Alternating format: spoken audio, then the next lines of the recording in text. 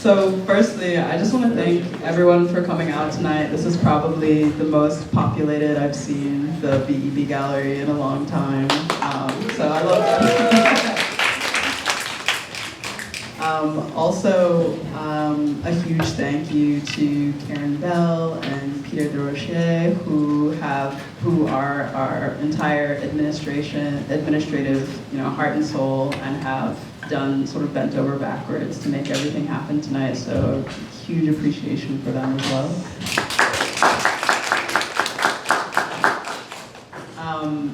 This is a lot of thank yous. I'd also like to thank both the Design Research Seed Fund for supporting the exhibition, and also the Center for Social Equity and Inclusion for supporting this evening. So you know, everyone who's on stage is on the LP, so has every right to be crawling around. So I'd like to welcome you to this conversation about A Pause Is Not a Break, which is the exhibition and the LP that you can hear in the gallery.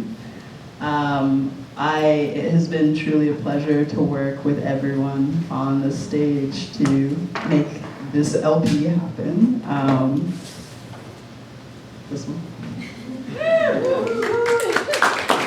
And tonight is really going to be kind of like a studio session. I don't know if you guys have ever listened to the podcast Song Exploder, but it's kind of like this. We're really going to peel apart the pieces that you can hear in the gallery. We're going to ask each other questions about the production and the decisions that were made for each piece. And we're also going to, if it's okay with everyone, just take questions as they come. So instead of having a Q&A at the end, we're happy to call on you guys as you have questions.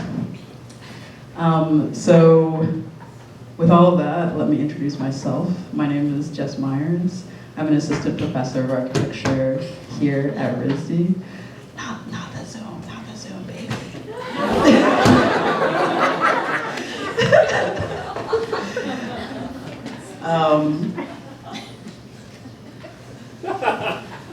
Which I think is enough. Enough of an introduction, so I'm going to ask everyone else to introduce themselves. And then we're going to get started. I'll start off with a question and we'll get rolling.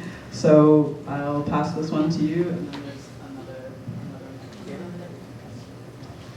another Hi everyone. It's amazing to be here. I'm Cara Stacey. I'm a musician and musicologist based in Johannesburg, South Africa. And I work with Ilze Wolff on Summer Flowers and that part of this project. Thanks, Cara. Thanks, Jess, for putting all of this together. It's really a privilege to be here. My name is Ilze Wolff, and I'm from Cape Town. I run a practice in Cape Town called Wolff Architects, and we do everything. We do everything that is concerned with spatial justice, ecological justice, and thinking through ways to, think about being ethical human beings in this world. Thank you. I'm Adriene Lilly. I work with Jess on the essay for this, and then we also work together on Jess's podcast, Here There Be Dragons. I'm a sound designer, audio engineer, sound artist. Hi, I'm Nathalie Frankowski. I'm the other half role, like now I have to say the third of We Architecture think tank with Emma who's studying here. And we worked on the piece. Thanks a lot, Jess, for inviting us to this beautiful project. And maybe Cruz can introduce more details about our practice. So yeah, I'm the other third of Emma that is here with me. The other third of We Architecture think tank. We also associate professors at Iowa State University, and we teach also on the AD program in Columbia, New York. And yeah, it's like a really fantastic opportunity for us because this has been like a really long project. I think as long as Emma's life or even longer. So it's kind of, in a way, a biographical note in a way too. So it's nice also that we are here with her also to share this. So yeah, looking forward to the conversation. Also, I have to say that we've been collaborating with Ilze for many years in a way. So it is but it's only the second time that we meet in person, so it tells you about the time that we came in a way. So it's been like somebody that is really important also for our practice and our way of understanding what we do.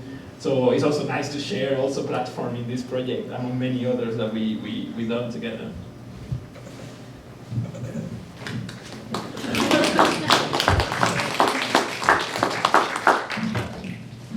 So, if you've been milling around in the gallery and you've read some of the text on the wall, you know that this is a piece that's really about thinking of sound as kind of a spatial representation, but sound as the way that we build an understanding of space and build purpose or build meaning from space.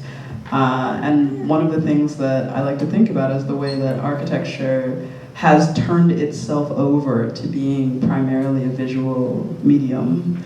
And one of the questions in the curatorial text is, what gets lost when we're not considering, all the forms and the ways that we are building meaning, not just with our eyes. So one of the things that I just wanted to start out generally is asking everyone about how you came into this practice of considering sound and in many ways considering media as a part of the way that you understand a spatial practice.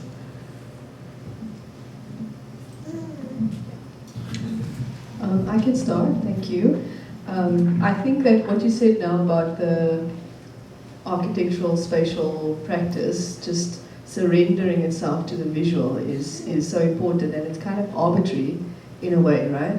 So I'm interested in sound, but I'm also interested in a sensory education, sort of like an education that doesn't just work in a hierarchical kind of a sense of the senses, I come from a country where the emotion and the sensory thinking has been very much oppressed in the way we think about the world. And the visual has dominated, not just in architectural space, but in other spaces as well, right? So I'm intentional about thinking about space as a sound space, because I think that is one of the senses that really get marginalized in this kind of space. And how do buildings sound? How can we make ourselves sensitive to the sounds of spaces, and then the kind of emotional impact it has on people and thinking. So sound is also spiritual. It's got a spiritual dimension to it. It's got many dimensions to it that one forgets about if you are just focused on the visual.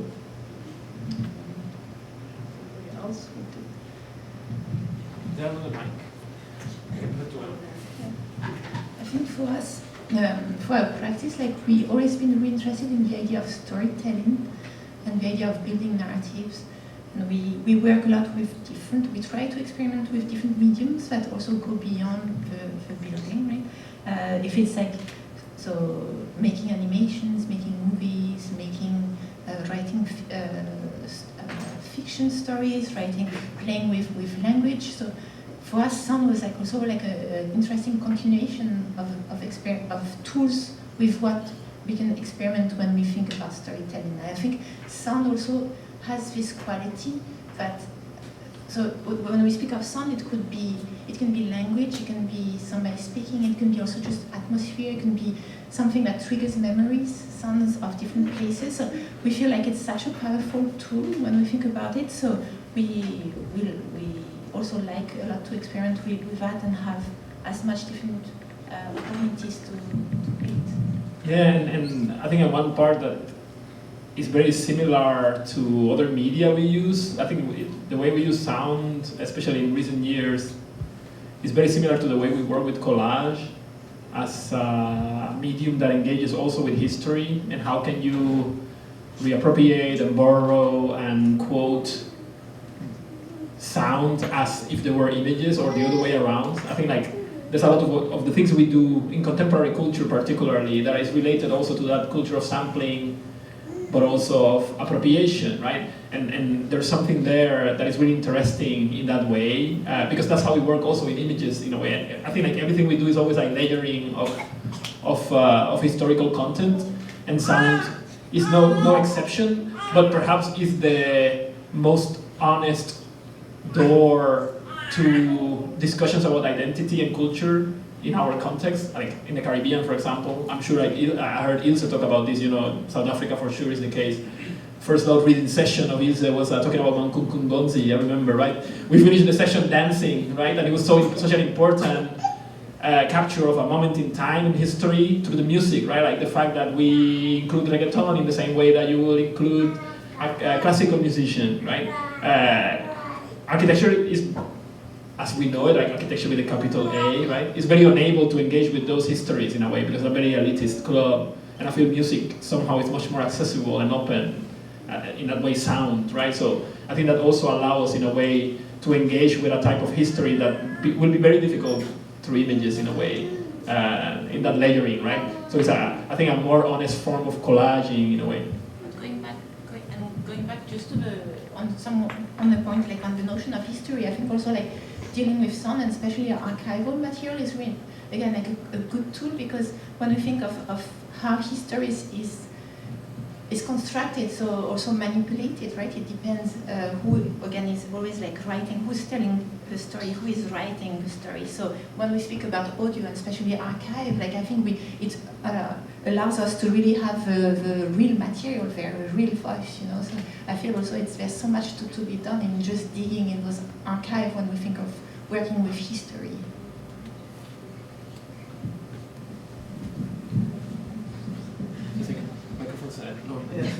Yeah, so a part of that, maybe just to describe a little bit the structure of the LP, is that there are 3 pieces on 2 vinyls. One by me that sort of doubles as both a catalog essay, but also as kind of my reflections, especially over the course of lockdown, on sound creating almost a way of representing my own domesticity at that time. But as I was thinking through and talking to Ilze and Nathalie and Cruz over the course of almost a year of interviews, there were some themes that came up in the way that both of you approached your pieces that were, I think, particularly distinct for me, but at the same time, both of these angles helped me to sort through how I was both structuring the show and also structuring that first audio essay. And for you, Ilze, it was this notion of invocation. I think you and Cara together kind of work with these very precise and provocative sounds that are meant to really call in the relationship people have to a certain reference. So, for example, in Summer Flowers, which is the 2-sided piece on the LP, there is a way of kind of invoking Bessie Head's voice, but not having her dominate the composition. It's kind of like you're being led to it, in a way that what I wrote about in the essay was the way that there's a wandering or almost a seeking that kind of comes to her voice. Wondering if you can talk a little bit about that, the way in this piece and also in your practice that you work with this capacity for sort of invocation of space. So to invoke means to call, right? A call to something or call up somebody, and that is definitely the way I wanted to engage with Bessie Head and her work and the legacy that she left behind. And it was very difficult to find her voice in the archives. We couldn't find it anywhere on the internet, which is the kind of the first place where we look for things like that. And we looked, in the National Archives, video archives, and eventually we heard that eventually I went to Botswana, to the museum, and I spoke to a long life friend, and he said, I've got lots of audio of Bessie's interviews, and I'll pass it on to you. And this was only after there was a kind of a conversation around trust and a conversation about they wanted to see who we were. And then when we heard her voice for the first time, I kind of was very surprised at how I felt when I heard the voice for the first time versus the experience of her work and the images of her and images of, there's lots of images of her, still images. But the voice had something different, you know, the voice had certainly evoked an emotional charge from me around the unexpected also, you know. I don't know, Cara, we sort of listened it almost together, and you often say her voice is in a way quite musical as well. I don't know if you want to chat about that. Yeah, so I think we were kind of discussing it or remembering a little bit earlier today. Just the power, this is drawing on what's been said already, but the power of actually hearing her voice. I mean, I'm of a generation where you kind of studied her in high school. It was kind of slightly deadened the impact of her work and her ideas. So to suddenly hear her voice, which is also extremely sweet sounding, and the way she said, there are a couple of things, I was listening again yesterday to the selected parts of the interview, but there are parts of, you know, even just like vocables, like she says, but not like that, like extremely toned and quite sweet sounding, and yet what she's saying a lot of the time is extremely powerful and hard. So I'm kind of interested also in these hard and soft ways in which we kind of interpret her work and what it's meant, but then also I guess you can extend that to different architectures as well, and then also, you know, like hegemonic things in music as well, like subverting things with softness and packaging things in different ways and kind of maneuvering and strategies in that way. Yeah. Should we play it? Yeah.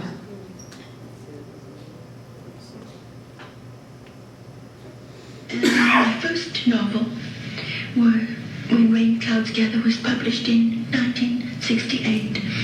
It's full of the preoccupations of a South African refugee.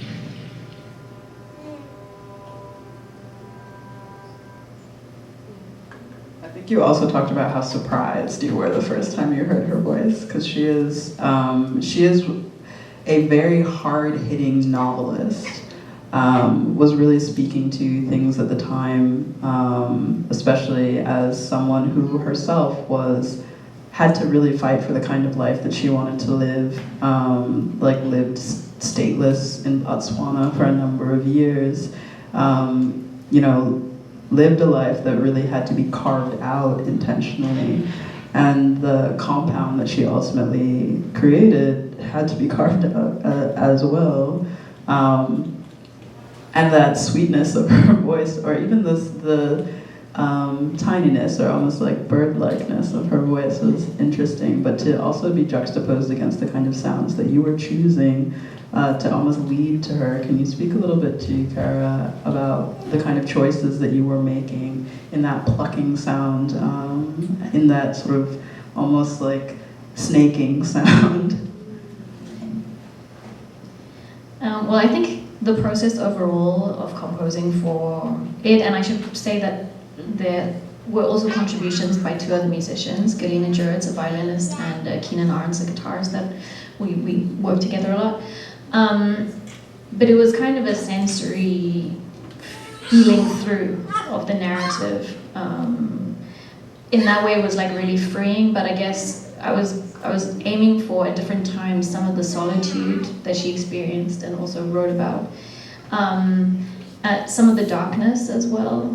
And then also, thanks to Ilze, I kind of had a sense of some of the records that she owned herself. So it was like, it was a coming together of warm and cold things that kind of guided. But it was very like very much like a sketching process of just seeing what was in the film and what the feeling was in all of the different moments, and just being as free as possible, actually.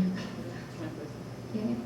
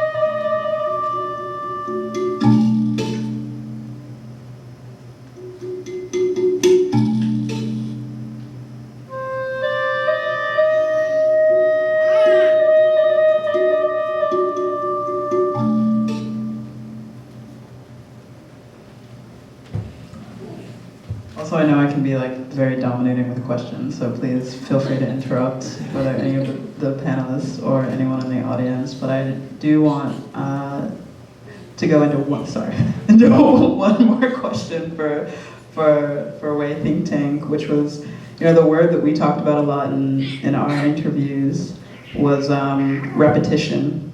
This idea of both the kind of tacit information that gets built up over spending time in a space. So whether that's like the familiarity that you have with an HVAC system, or with the type of birds that you hear at certain times of year, or with a neighbor whose steps or actions you can hear next door, really creating your understanding of how your space works. That side of repetition, but also the repetition of like learning and how that can be like used in a propaganda, like in a form of as a form of propaganda, and sort of using propaganda, using repetition as this way of leading people to seek a sound as opposed to just learning it. So how once you've repeated something for long enough that people are used to it, when you take it away or bring it back, it's like they start waiting for it.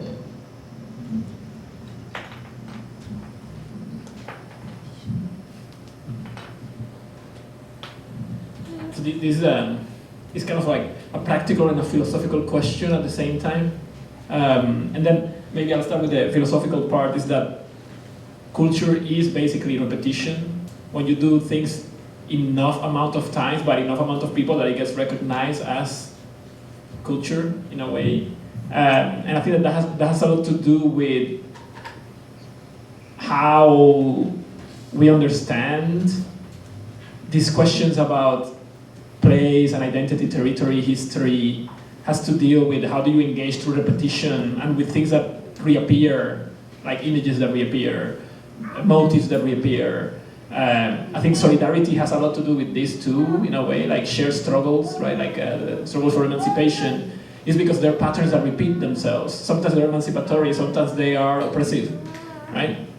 And I think for us, in a way, through like since we started practicing, 14 years ago, when we started working together, there has something that kind of permeates everything we do, and it has to deal with that idea of like, Nathalie mentioned it a bit about language, and how can language be emancipatory, but also how language is also a tool of colonization in a way, and how through repetition of forms, of ways of making, you can challenge meaning, you can challenge expectations, right?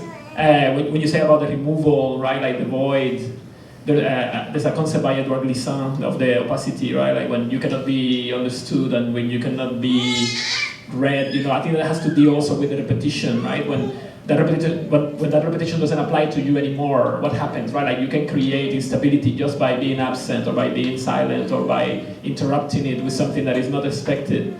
And there's something also really playful there too, right? To be able to interrupt the repetition, you need a form of power in a way, right? And I think like the playfulness of composition, the playfulness of like, what are your references? Are they serious enough? Are they architectural enough? Are they actually original, right? Which are the questions that we ask in academia all the time. Like, Is this like a legitimate reference that you're using? Is this something that is worth looking at, right? And I feel like there's something really empowering about using that and flipping it on its head. And for us, in a way, it's something that we keep thinking as teachers and practitioners and whatever. It's like, how can we instrumentalize those tools or those methods, right? Not be instrumentalized by them in a way. Like, am I allowed to be repetitive in a non-capitalist way, right? Like, it's not like I'm repeating myself because I want to make something a commodity, right? So it's branded in a certain way, but I want to be repetitive because I actually enjoy repetition. I want to listen to Bad Bunny in repeat, right? Or I want to eat a certain thing, or listen to the Coquis in Puerto Rico, right? Or listen to Emma, just say whatever she's saying, right? Like now, right? She's like, I have something to say. She spilled water. So there's something there about power relations and emancipation and the capacity to play with it that is really interesting, that relates to ideas of repetition. I'll try to dry something. What the point? But I think also it's about challenging repetition in a way that, as Cruz mentioned, when we and that's also part of the material we use for this piece. And when we used Fanon speaking about racism and culture, racism and culture, and what was happening at that time is also knowing, questioning the repetition. So repetition of knowledge, repetition when we think of culture, and also that's the center of the piece is how culture is defined. What does it mean? What is our understanding of culture or other cultures, and how are we what are we repeating? What is really more about feeling, and how can we challenge that too? So, for example, also when we speak of a piece, we like to use a lot Bolero of Ravel, and I think even if I mention it to a lot of people, that's a kind of a key piece when you think of a repetition, because it works by 18 segments, and they're all very similar, and there's a build-up with instrument. And for us, it was also hand in hand with the questioning of in this piece the kind of colonial agenda that was constructed in terms of how would I say harming culture, or trying to define the narrative for others. And we like that this piece was present because again it was the repetition, the repetition of history, the repetition of certain methods, the repetition of the violence that came out of these strategies.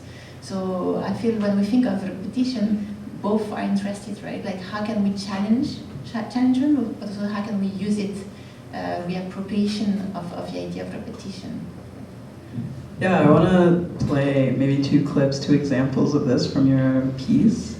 I'm not going to announce which ones they are because I think they can stand on their own. But let's see if this will go.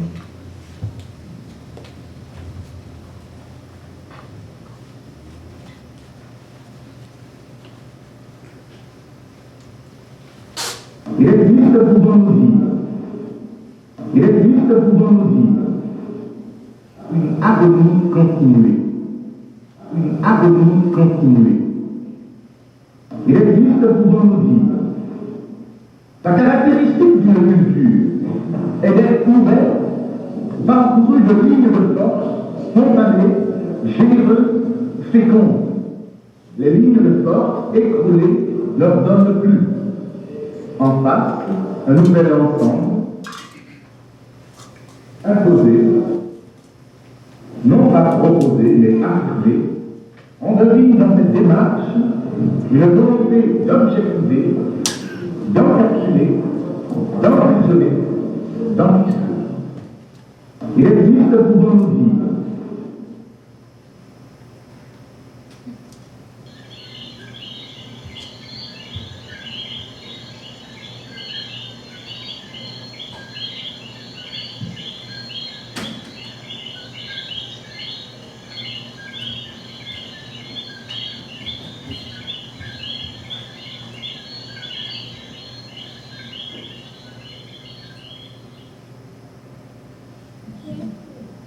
So Ilze, I did interrupt you.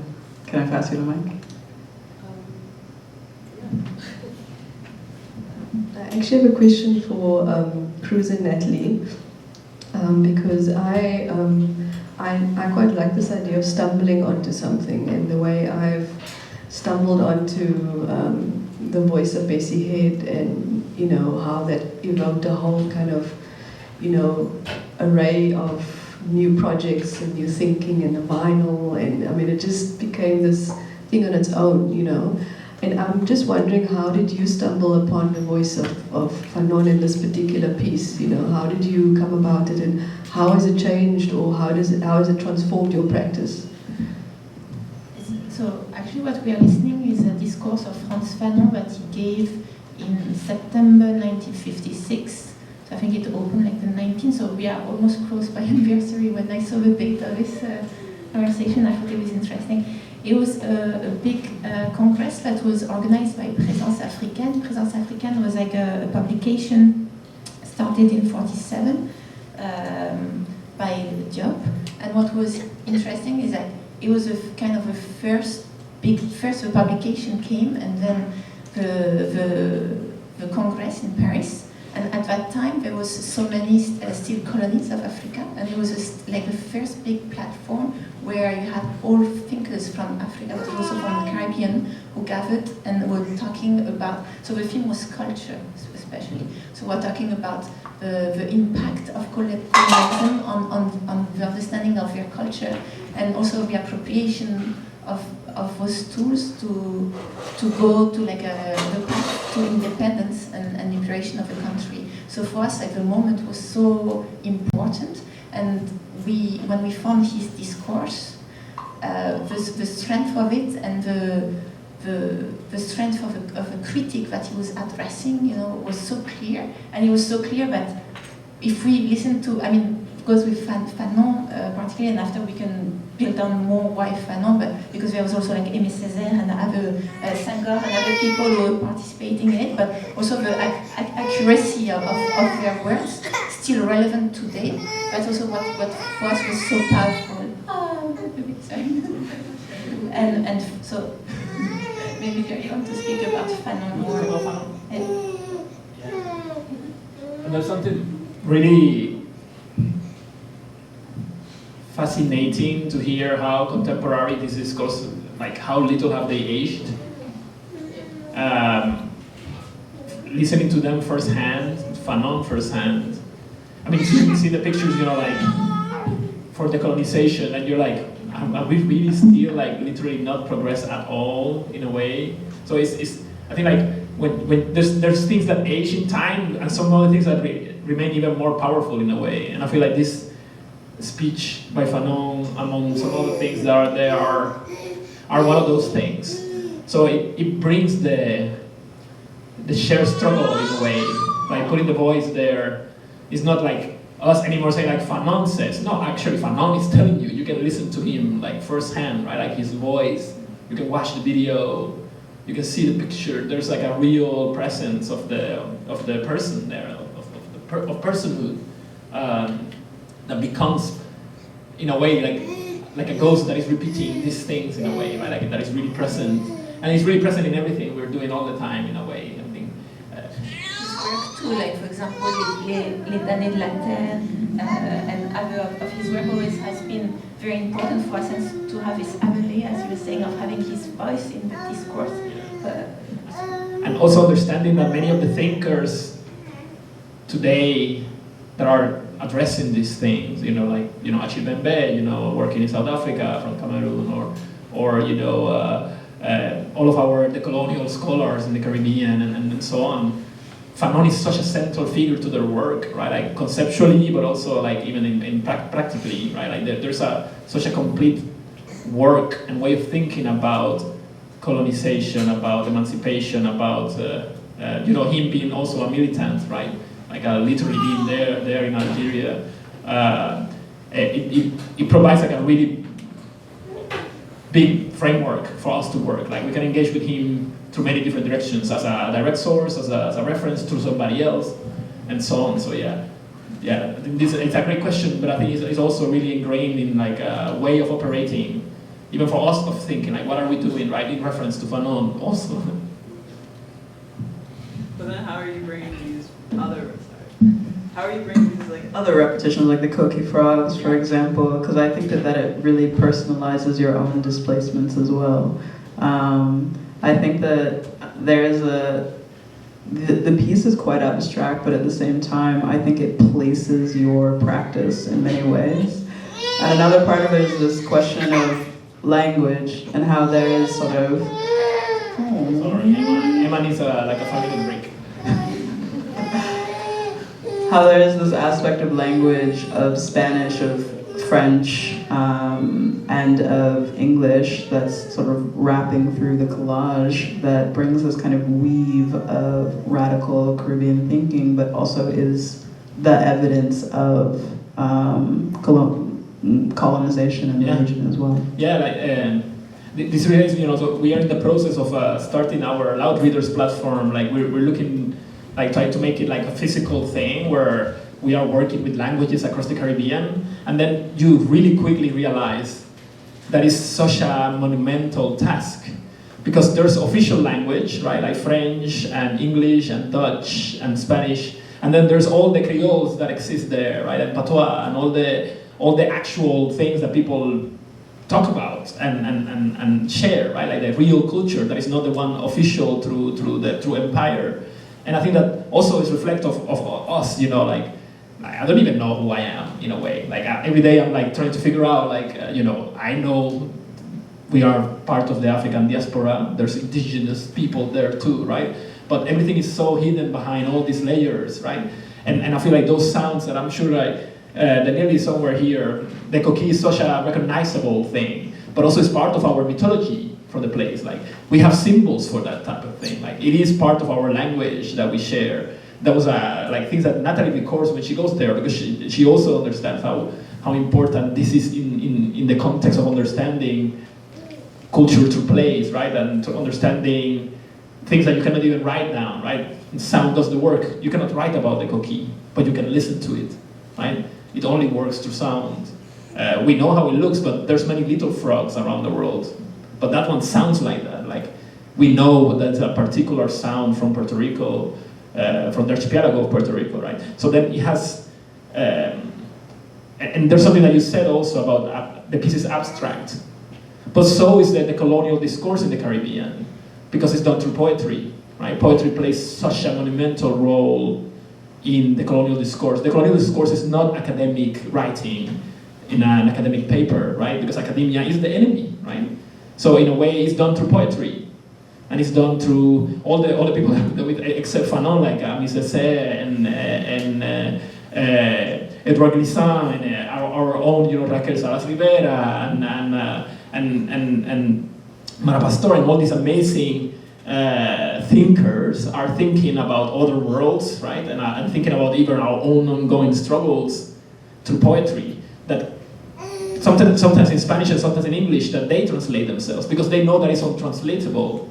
An American scholar, a US American scholar, cannot go there and understand what they mean by the words, because it's not just a word, it comes with a full baggage of culture and politics and economy and relationships, right?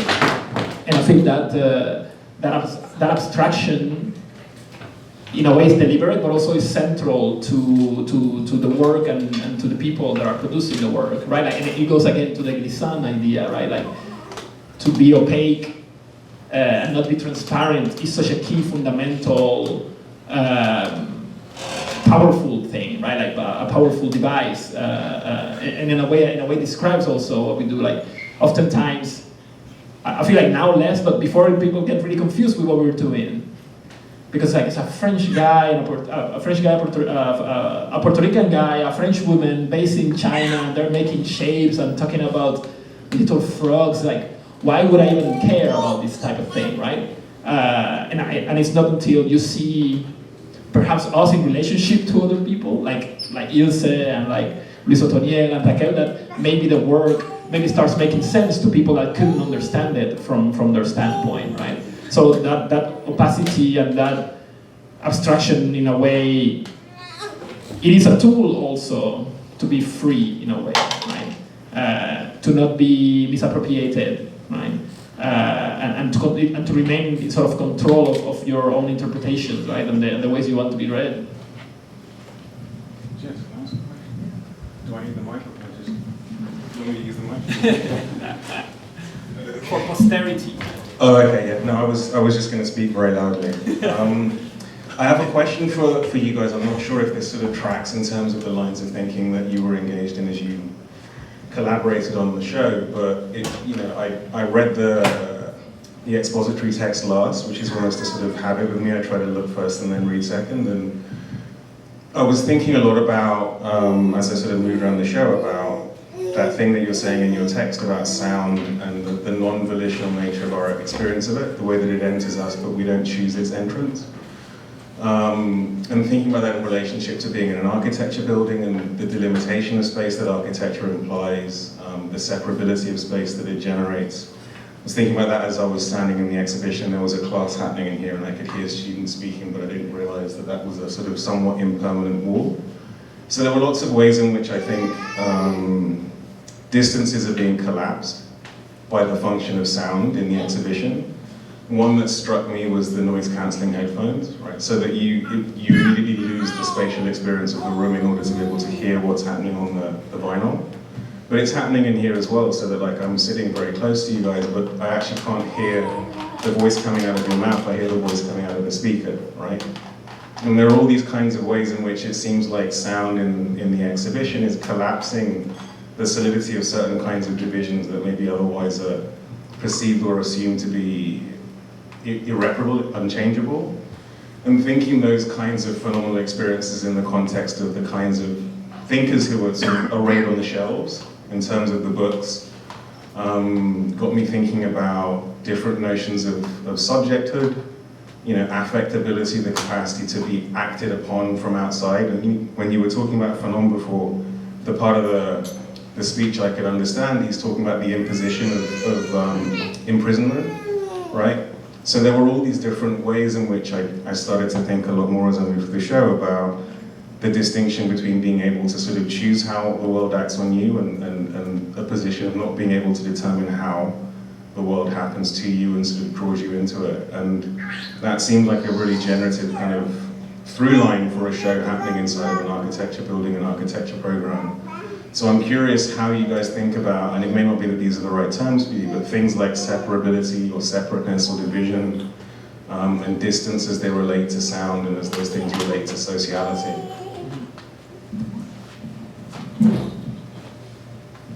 I really love this question, and here I'm going to talk a little bit about the essay that I did with Adriene, and honestly working with Adriene I guess we've been working together for like 2 or 3 years now, has taught me how to listen in a lot of ways, and not just in terms of like what to listen for in terms of tone or in terms of like a musical training, but the fact that you are taking in so much, like the level of things that you are taking in very passively, and how much information you are categorizing simply by having ears or actually by having body if you just reduce it down to vibration. Like how much is acting on you at all times. And I like that you bring up the sound canceling headphones, because actually we thought about this a lot. It's just like, okay, if we're talking so much about space and we're going to cancel that space, what is that? Like, how are we going to play with that? So actually the sound of the room of the BEB gallery is in the vinyl. So you're hearing, as you're listening to the opening essay, basically June of this year, as the students graduated and as the BEB is like emptying out, it's the room tone of that moment. And you can hear Karen laughing in the office. You can hear students kind of clearing out. You can hear the door opening and closing over and over again. Because we did think about that. We don't want you to lose the place that you're in. And often we were playing with that, competing with the sound of the sort of didactics in the piece as well, and the way that we can sort of interrupt those sort of clear didactics in a way, and also maybe create this form of doubling where you're not sure if actually the room itself is starting to overwhelm the audio. So this aspect, I know when I had Nathalie listen to it for the first time, she was kind of taking the headphone out over and over again to be like, and that's exactly what we wanted, to kind of put you, to be able to place you in the audio as well, and sort of play tricks with the hierarchies of information that you're taking in the piece itself.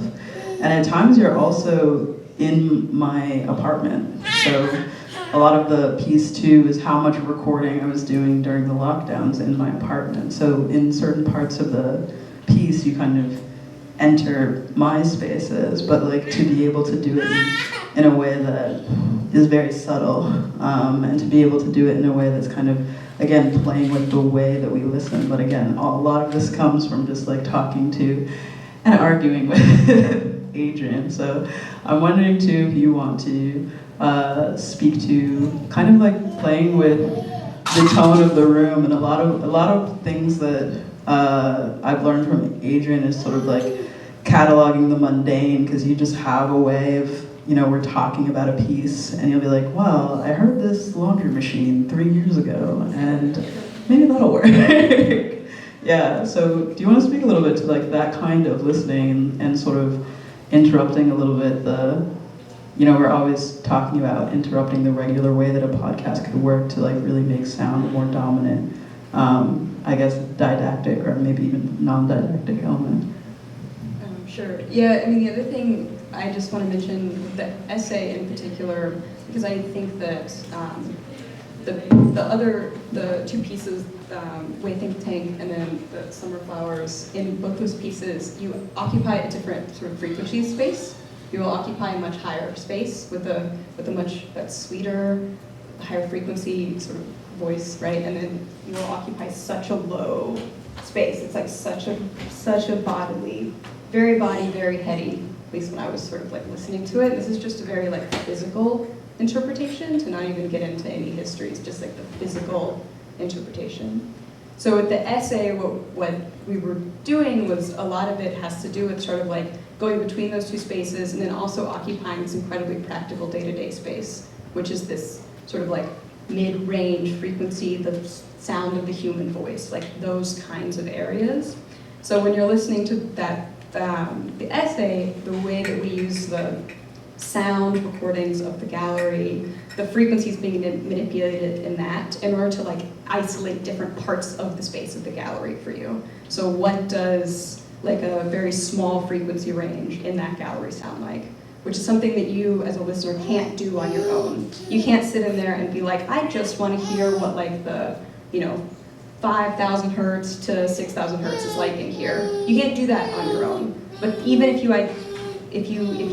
digitally or however you're going to do it, if you can identify that frequency range and listen to it, it's different in every space, even though it's the same frequency range. It still sounds different, which is kind of a fascinating thing. But it's not something you can do just like with your head and your ears, really. You can do that when you listen to music, right? You can be like, I can hear the bass line, I can hear the trombones, I can hear the singer. You can do that with music, you can do that with any kind of like composed piece, but you can't really do that with space unless you have very specific things happening, like someone laughing or whatever. So within that piece, there's also a lot going on there. A lot of Jess's recordings of her apartment. We've pulled out just tones, like the tonality of the room. So you don't even have the room anymore as the piece opens. You have this like single D kind of frequency. If you listen to I don't know if we have that. But that's just a tonality pulled out of a recording of her apartment when there were bells ringing at some point. Very specific tonality. So it's the space, but it's such a small part of the space. But it's also totally unidentifiable as a listener. Like even Jess probably can't hear that and go, this is my room. It's just not, we don't have the capacity to do that with our brains and the way we interpret sound. So that's kind of the way that we're working. Yeah. The other piece of it, so this is like that sound.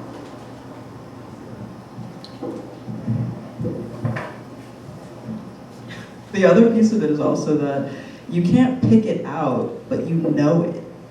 Like by being in these rooms all the time, your brain has already cataloged it and has that information over and over and over again. So by calling it out, it creates this very uncanny sense of familiarity. So you can kind of play with what you know and what you don't know, what you can control and what you can't. Rio, you can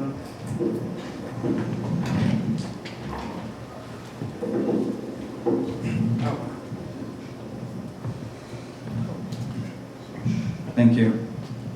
Thank you, too, for this conversation. It's been really great, especially the part on repetition, which makes me think of the role of anaphora in diasporic literature and the way that repetition can actually mean something different the next time it's told. But I have a two-part question, and it's really for, I see a lot of first-year grads here, or there were more first-year grads, and in their history class, they're actually asked to make a podcast. And Jess, you once said something profound, and I won't be able to repeat it as eloquently, but it's, the problem with architecture is it often speaks in only one tense. And I think, in a way, you've been talking about, right, the role of the archive as kind of biased or colonial, and I'm wondering if you could both address how sound might actually have architecture speak in different tenses, but how sound also relates to genre and narrative, which a lot of these students are going to explore this year on how to tell the story through different genres. Yeah, this may be something that we can all kind of explore in different ways. And one is that I think one of a very interesting sort of colonial move, which both places the dominance of a certain language but also ensures ignorance, is to go into a space and because you are not hearing a language that you recognize, to assume that there is no language.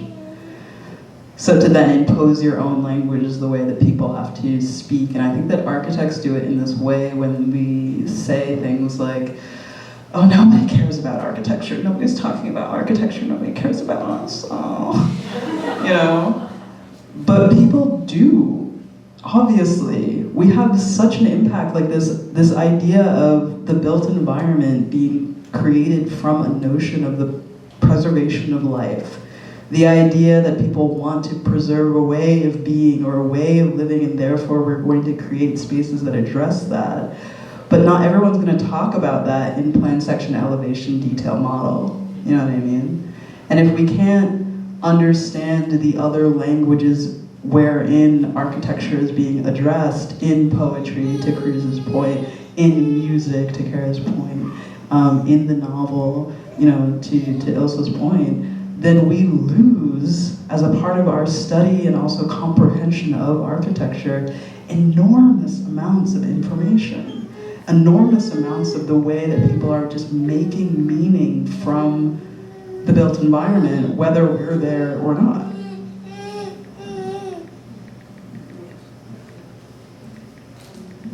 Yeah, I totally agree with that, and I think it's also, you're not only missing knowledge, but you're missing opportunity for creating this interdisciplinary way of working and listening. If one only kind of think about spatial practice in this homogeneous kind of sense of making. Yeah, so I think it's a good point. Yeah, it's a good point. Do you want to add to that? I think also when we think of sound language, like it's the same as when we think of architecture building. A building can include, a building can exclude. Same goes with language, same goes with sound. So I think like when we think of archive, and I like also your question about repetition and how also to challenge that is like, to whom are we really speaking to? Like how can we communicate things that go beyond a language that excludes? Because I think that's not the point. And I think sometimes when we speak about architecture, we run a lot in that problem too. Because depending on which platforms, but then you feel like it's all built more to exclude than to include. So to whom really we want to exchange with, how can we open more of a conversation and again not stay in a small group either. And I think sound is beautiful for that. And it goes the same when we think of culture. How do we define culture? everything is culture. When we speak about this, and copy, like this little frog, a frog is as important as, a novel or a poem, or maybe a sense of smell, or maybe a reggaeton, or some other things like this. I feel like it's we really have to think more of how we can be more inclusive when we speak. And I feel like in architecture school, we particularly set problems that nobody asked us to set. Like, at no moment in history did anybody say, like, so you are an architect, you cannot think of nothing else but to make a plan and a section and a drawing, right, and a model. That's like, how old are these architecture schools? Not even 100 years old, and we think that they've been doing this for like thousands of years. And also something that has become even more undeniable is that it is impossible to address anything of importance through architecture alone. That's like undebatable, right? Like, no emancipatory discourse about nothing will be answered with architecture. Zero. Like, absolutely none of them. None of the important questions related to ecology, life, emancipation, anything that has to deal with the future is really answered with building. So if we want to limit ourselves, that's our own problem. Like, if we really want to engage with the ways of thinking about the world, we need to understand what are the tools that people have to communicate those ideas, right? In a way, like, the fact that we are a profession can be questioned. Like, why do we think that we had to be relegated to a very particular set of media, for example, to think about the problem? And I'm almost like repeating something that probably you heard, but it's so obvious. The fact that, that Ilze is researching Bessie Head, right? That is a writer through music and video, right? And of course, that may manifest itself at some point if they're designing something, but it doesn't have to. That's not the goal of this. It's actually to find things that are much more important than building, right? Building is such a limiting way to think about, I wouldn't even call it architecture, After our conversation with Mabel Wilson, I don't even want to use architecture anymore. I think architecture is such a limiting word that comes from Latin and means a particular discipline that we have to continuously question, right? What are we looking for? And how do other people think about those things, right? Like, what is the role of literature? What is the role of music? What is the role of performance? And I'm not talking about things that only belong in a gallery, but in life, right? Like, how are the ways that people imagine the world and reimagine it, right? Like, that's been doing this since the beginning of humankind, right? So in that way, yeah, like, we shouldn't be creating these problems that we want to solve, right? It's like we create a problem that we have to require from you 3 drawings and 2 models, and then we have to deal with that problem while the whole world is set on fire and people are being murdered, right? And our plantations economy keeps expanding ad infinitum, right? So if we think those things are important, then what tools should we have? Like, it's almost like I would say it is a requirement that everybody is able to think beyond what we think architecture is, so we don't end up like the usual guys. I don't want to say their names because I don't want to spoil this great evening. You know who I mean, like all those people that we pay a lot of money to invite them to go and give you a lecture about how amazing it is to be an architect making these buildings and so on and so forth. I need to be a palipupe.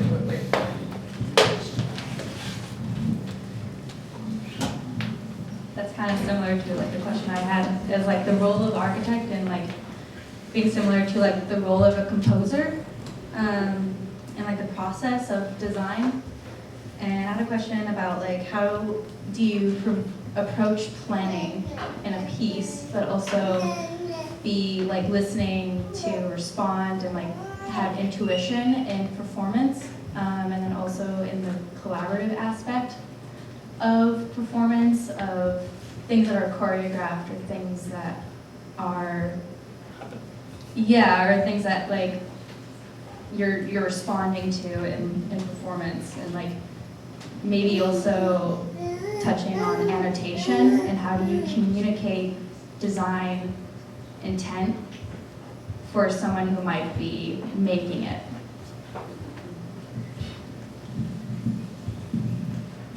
Yeah, I mean, I think it's pretty obvious how much I like to collaborate and like come from South Africa so I can talk to you. And in a way, it is such an impulse, like the way that I think about the work that I do is such an impulse in collaboration because I need it to get out of my own mind in a lot of ways. I need it in a way to put my own mind together, like talking to Adriene about this piece. And it's not like a cute process. It's often like me banging my head against a wall and then talking to Adriene and being like, this is a door. And that those moments only being possible, the only way that I can sort of put what is possible in the piece together, being through talking to someone who shows me the door, you know? Otherwise it becomes an incredibly unpleasant process. I don't know. Just off of yours, just regarding us. Regarding us. I'd say with sound, this is really sound specific. I don't know anything about architecture. I'm all sound. That's all I am. I do nothing else, so that's all I do. But with sound, in terms of like creating design and working with other people, collaborating, something I do a lot because I work a lot with other people where I'm basically facilitating sound for them. Someone who doesn't necessarily have a huge relationship with sound, maybe they do, maybe they don't, but like I'm facilitating that. What I do is I just listen to everything Jess gives me over and over and over and over again. So if Jess is like, these are the songs I'm listening to, these are the interviews I'm listening to, I'm just listening to those constantly on repeat. Because unlike a visual medium or a physical medium, you have to memorize sound. That's what you have to do if you want to work with it in a really, if you want it to be malleable in your brain and then malleable in whatever medium, be it performance or I'm not performative at all, I'm very much just working I work in Reaper or Pro Tools or whatever you're working in, you have to just have it memorized because you can't see it. You can't look down and go, where is it? You have to go, I remember the beat that it appears in, I remember what comes before it, I remember what comes after it, and I can then take something else that I've also memorized and apply that and put those together somehow. And so within that, what it is it's this taking what's influencing someone else, making a hell of a playlist out of it, and that's usually not something it's not usually easy to do because it's a bunch of things, lots of interviews, things like this, putting it all together and listening to it over and over, and then in some cases just trying things off of each other. I know there's interviews you gave me along with music, and along with both of your all's works, which I was just listening to on top of each other all the time, right? So I've got one speaker playing the James Baldwin interview, one speaker playing Pata Pata, one speaker playing Summer Flowers, and I'm just kind of like living in this sonic space as a way to like feel what the material is. So that's just collaborating with, when I collaborate with someone, especially when it's like I'm kind of facilitating the sound, that's really what it's about. It's just trying to get into their influences and into their mind and then memorizing it. It's the first time I'm hearing a kind of a interpretation like this idea of memory being such a strong component of making sound, but you've also talked about, you know, living with the sound, and it sounds to me like a garden in a way, especially this image of you having these different speakers on and, you know, having these different sonic experiences within the space, and there's a landscape of these things. It sounds a bit like a garden.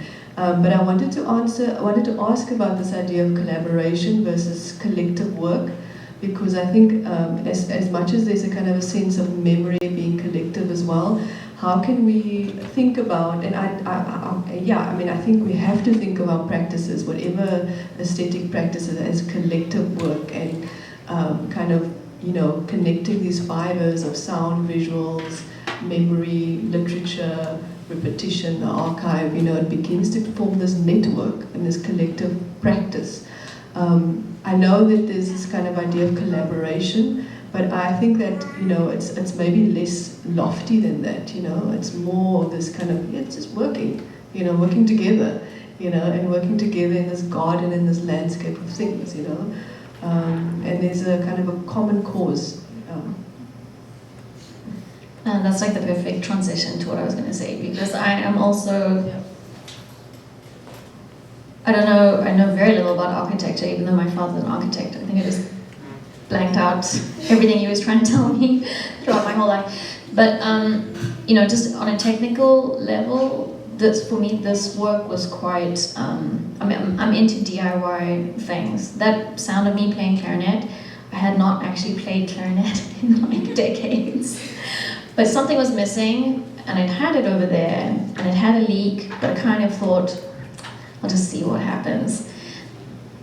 Coming from a classical background, like, there are so many things that are like, so many similar themes in like how colonial that system of education is anyway, especially in South Africa, how dominant it is in terms of who can do what's good, what isn't, even how you notate it, what freedoms or softnesses are allowed in that, almost none. You know, I think it's from not fitting into the hardness of that whole situation that allowed for me to, well, anyway, have the whole career that I've had, which is between classical things, completely free improvisation and African instruments and lots of collaborations with people, which mean that I'm pretty much doing, when I'm composing, I'm doing the opposite of every single thing that I was ever taught, which is like playing instruments I haven't played for decades, collaborating really openly and freely across many different practices and genres and spaces. And I think, yeah, so just kind of not abiding by any of those rules, but at the same time, very, very cognizant of how dominant they are completely arbitrary. So yeah, I guess this was actually a really good example of that, trying to find that freedom in the practice, but also struggling to find it, and also helped by two other musicians who are really open-minded and also work in a practical way, don't follow any of the things that we were taught about what it would mean to be an actual working composer or musician.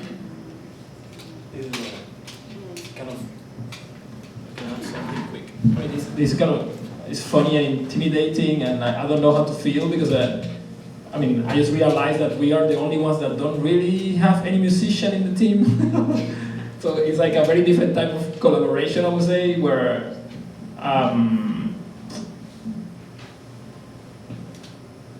I don't even think of collaboration when we work. I think of collaboration when somebody else is working with us, because I never produced work alone out of school. Since I graduated, I refuse to author anything that is not like at least together or with more people. That's like a fundamental decision of my life. Like, you know, the practice of against authorship, of like the single author type of thing. So there's no collaboration in that way, but rather producing work and playfulness and like dealing with those like complicated narratives and so on. And in this case, maybe with music or sound, I don't even know if it's music what we're doing, is treating it like we would treat everything else. And in a way, it is very serious, but also not so serious in that sense. Like, I don't feel like I'm breaking any rule because I don't even know what the rules are, right? So in a way, we're just like sharing things, and Nathalie has to breastfeed, and then I add something to the audio and she doesn't even know what it is, and then sometimes like, I understand a bit of French, but I'm not super fluent, right? So there's a trusting thing, like I'm quoting people in Spanish that maybe is in Puerto Rican, so it's impossible to understand, right? Because of the speed and the slang and whatever. So there's a lot of that, right? Like there's a mutual, continuous learning from each other's experience, life experience in space. And I don't know if that's something about collaboration, but about like a continuous learning process of making something where you are always aware that it's not about what you have to say about something, but I think like the idea about planning is really interesting because we had zero planning. Almost in everything we do, there's no planning. Like, yeah, we want to start Loud Reader, so we will make some sessions, and it's like, what's going to happen in 3 years? The hell do I know? You know, or like, how is this piece going to do? Like, how it's going to go? No idea. We start like, so out of the conversation, right? We're talking about things, and then Fanon comes out, and repetition comes out, and it's almost like giving us some blueprint of something, but it's really on the moment, right? Like, there's no preconception, there's no expectation. Also, there can be no disappointment in a way, which is good, because you're not expecting anything whatsoever, right? Like whatever comes, it is the thing, right? Like it is the work. I don't know if you wanted to add something to that. There, while you're speaking. You add something, Emma? Okay.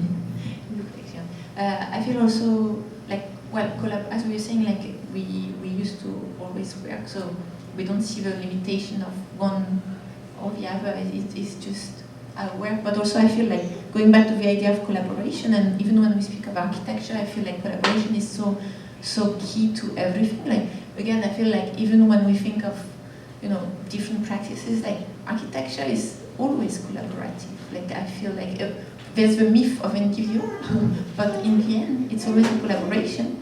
And when you're also asking about, the idea of what's kind of scripted, right, and what's the room for what just happens out of collaboration, and I think that's for us, like that's something that is so rich and that drives so much different projects that we started, because I feel that's also what is so beautiful when you work with others. It's like you need this space, you need this room for something that will just happen, and because of a collaboration, it's always this kind of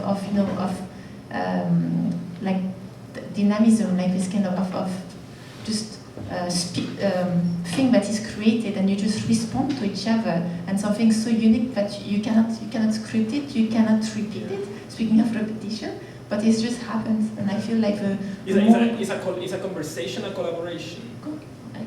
That's interesting. Right? Because I think sometimes it's more like that. No, I'm sorry. It was just that. Sorry, I cannot see that. I have like a blinder. Yeah. I think the idea around freedom is definitely this idea of collective work and collective thinking. I like this idea of I don't break the rules because I don't know what the rules are, and it's in a way, how do we produce work in the spirit of freedom? And you brought it up as well, this idea of a kind of a free practice, a free space. So for me that's very, very important as well. Another thing that I'll add to that, and then we'll throw it back to anyone who might have questions, is that when Adriene talks about just living with sound, or the way that a collaboration or a conversation, it becomes so natural that you don't even think about it anymore. Sometimes I think of Cruz and Nathalie's practice as like a piano with 4 hands. Like if you're listening to it, it's a song with 6 hands now. It's a song, but it's not possible for that to exist without so much more going into it, or this idea of creating a sense of freedom around the work is also a question of intimacy. Are you willing to put in the work long term? And I think the interesting thing about sound is because it's a time-based medium, you can't skim it really. You have to, if it's 30 minutes long, you have to sit with it. We have liner notes for the exhibition online that comes with a playlist, and there's a musician, Julius Eastman, who's on this playlist, and he has this way of, one, being so masterful and so disrespectful at the same time, of saying, I'm going to do a 30-minute composition. It's going to be basically a precedent to what like Philip Glass or what John Adams are doing with these sort of like mathematic subtractions of composition, but it's going to have like pop music, or it's going to have like a trombone that sounds like it's farting, that's just like coming in out of nowhere, but like when you sit with it for the full 30 minutes, there is so much life in what is happening, and like also such a well-observed quality to life that like I would love to, as I'm pushing my own practice, as I'm pushing the way that I work with sound, to be able to evoke myself, and that also involves somewhat like a relinquishing of control.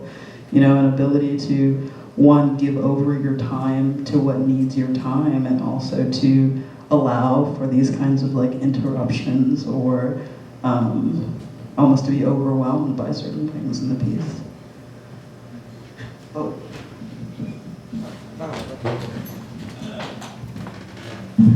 Thank you all for the presentation. Yeah, I think my question is, maybe somebody's thinking about interruption, but also you all were talking particularly like interrupting certain types of repetition, and I'm curious about also being interested in repetition. So I was curious about the vinyl and the choices around that, and you could have gone a lot of routes, and I know, from what I hear, there was a lot of work and time put into the vinyl as well, so shout out to you all for that. But yeah, I would just be curious to hear about what was it that sort of medium and that choice did for you all, say that something like sort of digital sound, maybe even cassette, like the other options that were available to you, what is it that vinyl affords that, you know, made it the way to go? Why vinyl?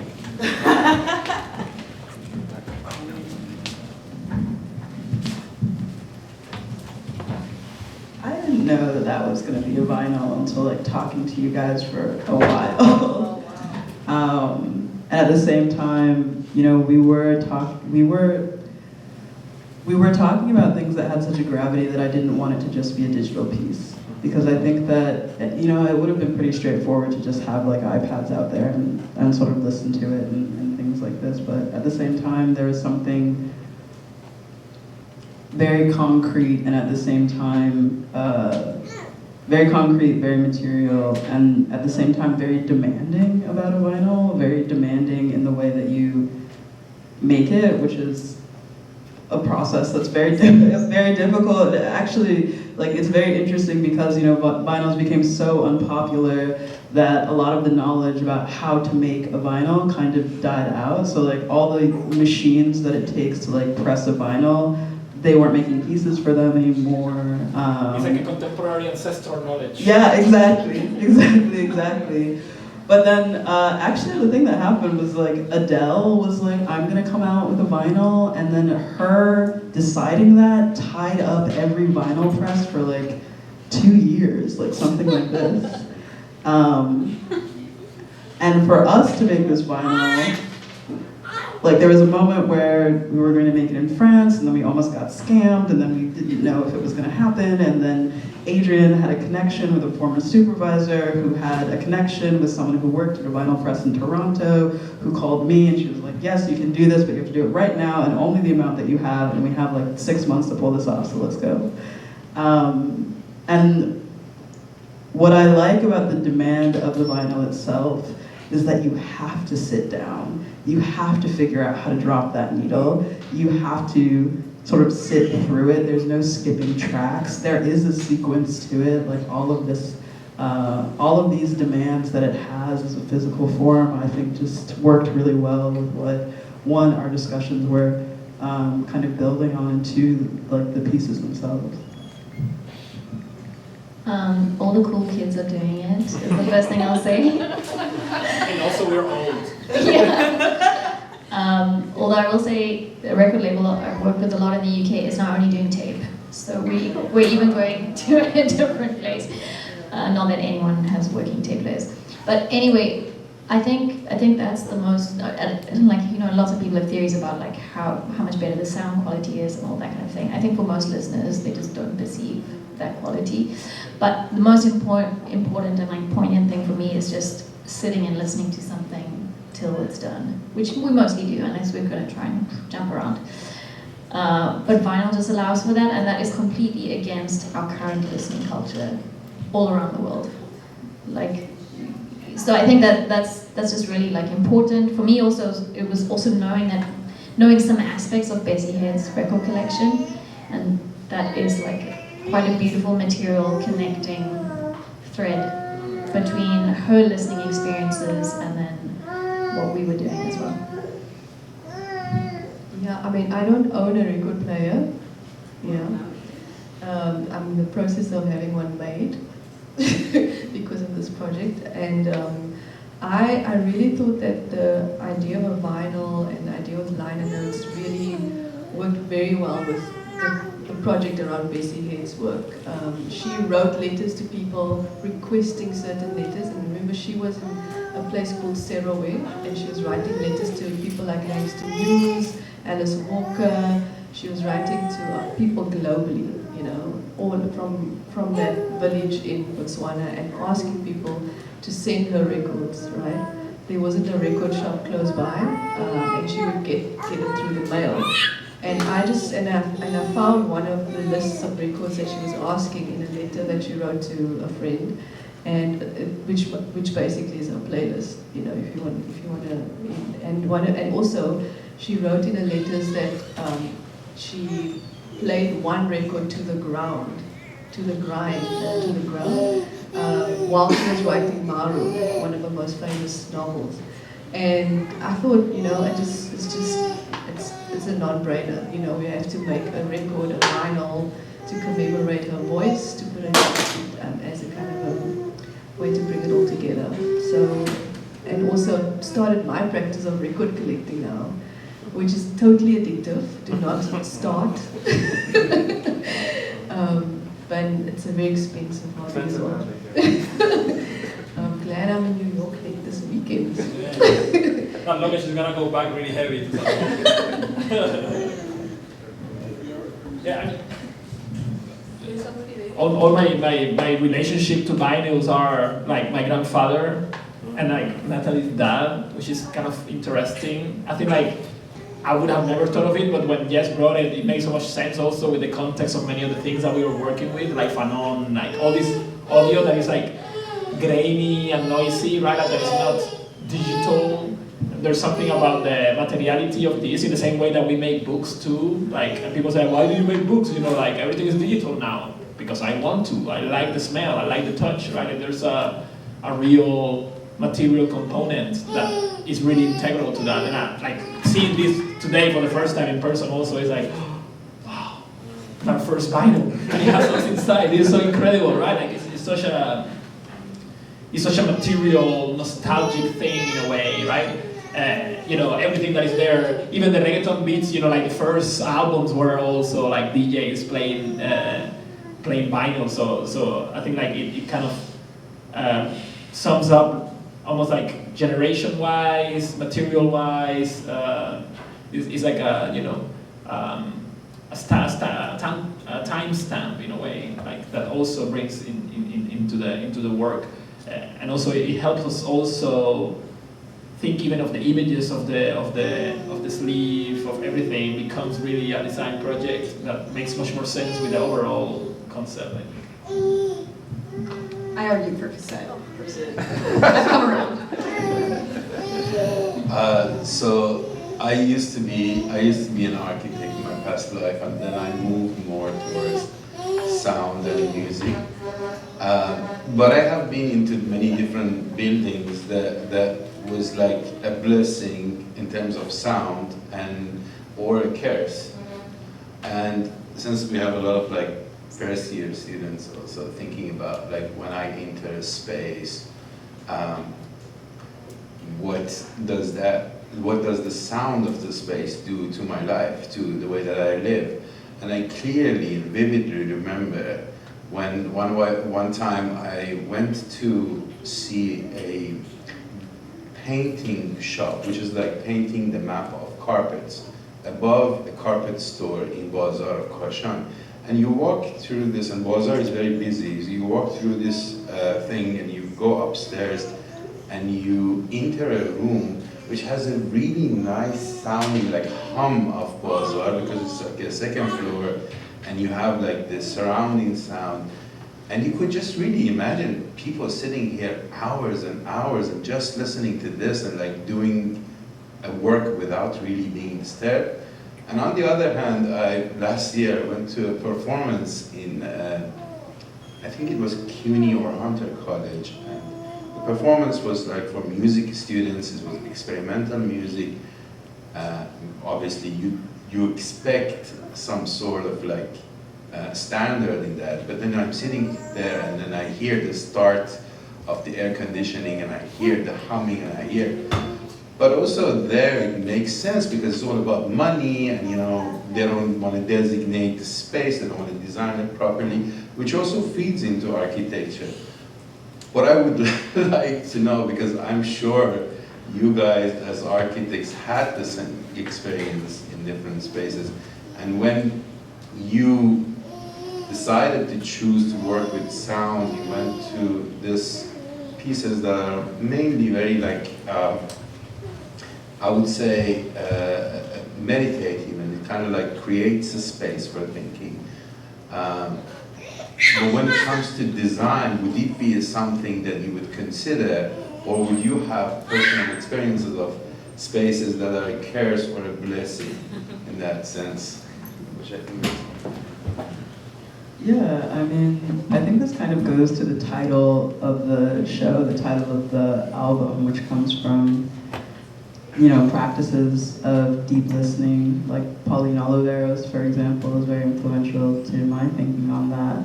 The idea that there is no silence, you know, that there is always vibration, that you're always receiving some kind of information. And, you know, the quote that I used from the Ukrainian poet Ilya Kaminsky in the essay is that sound or vibration is a confirmation of being alive, that idea. So like a pause, taking a pause if we're all sort of silent. There's no break, you know. There's no break in sort of that continuity of life. And I think that when I imagine this very meditative practice of sort of painting the plan for weaving carpet, and then being able to register life happening and life flowing, the idea that that is actually a tool or an enrichment to that practice, and to think about that in the context of architecture, to how we wear our noise-canceling headphones and we hunch over our laptops as we're sort of doing our work. The idea that to allow in life or to have that uncontrolled hum of living is, you know, distracting or counter to working, I think is not necessarily the case. Now, is it always pleasant? No, of course not. But, you know, I live in an apartment that is directly facing a church that is chiming every 15 minutes, and you can hear it in the album. And at the same time, I live in a space that's directly across from a school, and a lot of kids also live on my street. And over the course of the lockdowns, to hear them not be there was so rattling, the absence of that. What you would be like, oh, this is so loud, like kids screaming on the playground, but at the same time, like I have such an appreciation for that, because it is a confirmation to my own life, to like being alive.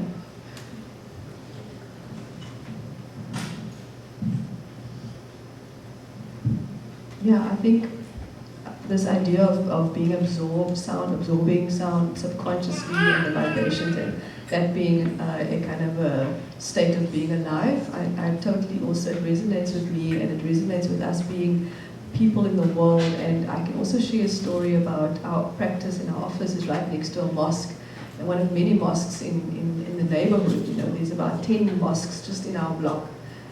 Very unusual for a neighborhood in Cape Town, but it's because of its history and because of its, you know, the neighborhood has got a history of enslaved people settling there and making mosques in the sort of 18th to 19th century, sort of early 18th century. But it means five times a day there's call to prayer, and I find myself actually being still during that time. I don't practice Islam. I don't. You know, but in some ways I do, I guess, you know, just from being there and being next door to the mosque. And that kind of is part of my being. I know that, okay, it's going to come now, and I'm going to just participate in this moment of stillness and the sound, you know, and it's call to pray. So it definitely has a meditative aspect, and it is a kind of an urban condition, you know, that one is to kind of mediating yourself and being sensitive and open to certain kinds of listening and certain kinds of being. And I think that there is a sense of stimulation as well around sound, and I think architects can do better to listen and to think about the violence of sound as well, and how sound violates and alienates. Your experience about the air conditioning is an alienation, is a kind of a sense of alienation, and that is the kind of, the kinds of things that we've done to mitigate ecological violence, so it's a kind of, those kinds perpetuate, and it ends up giving us all a sense of alienation, which we've also absorbed and living with and all of that. But normalizing it is also problematic in a way, right? So how do we deal with all these things that we are absorbing is very important. I've never thought of it in that way, and I must look at that reading. But yeah, I guess, we are living, breathing, sounding people. It's interesting because for us it's a topic of discussion, for example, at home. Because I come from a really loud culture and I'm a really loud person too, right? And Nathalie is not, right? It's like we're almost opposites in that way. And then we have a baby, and then the baby likes to get kind of loud, but the mom says this is too loud, right? But there's something about the role of memory also. And I think that's something that we work through is how can you connect to a space through sound. And some of the things that we put there are part from an installation we did a couple of years ago, the post-colonial room, and taking the sound of the room and putting it there, it also kind of brings us to that space in a way. So there's a way also to communicate. It's almost like it's like a teletransport device in a way.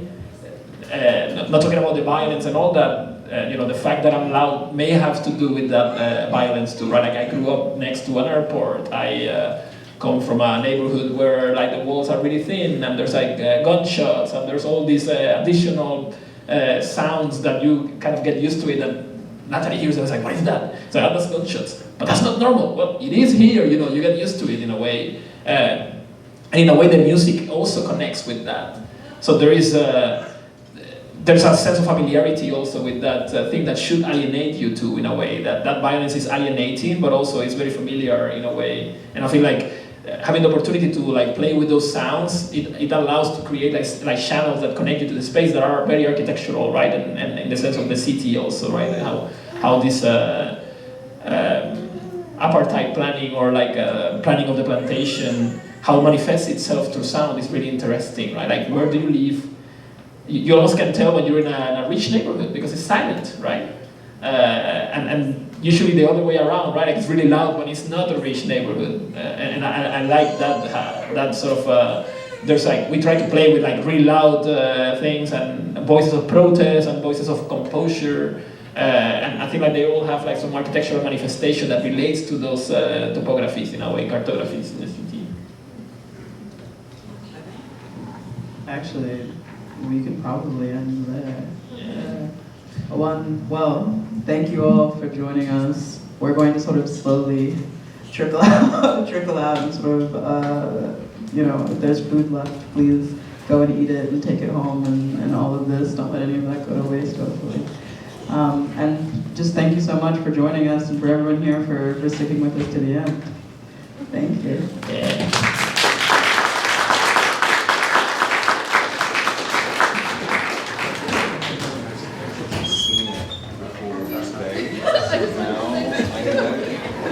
Thank you, Jess. Thank you for pulling us all. Thank you. So you're completely out of this. Thank you. Yes. I was waiting for it.